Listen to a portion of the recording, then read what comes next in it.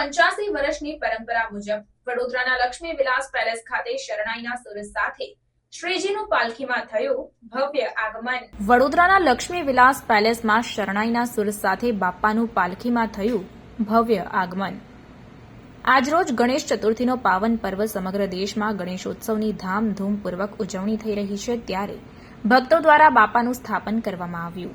વડોદરાના લક્ષ્મી વિલાસ પેલેસમાં 85 વર્ષથી ચાલી આવતી પરંપરા મુજબ શ્રીજીનું સ્થાપન કરવામાં આવ્યું।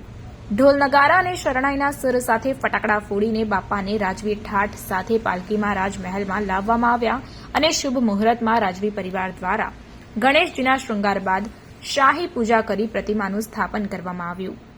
વડોદરાના લક્ષ્મી વિલાસ પેલેસમાં ગણેશોત્સવ મનાવવાની પરંપરા વર્ષ 1939થી ચાલી રહી છે।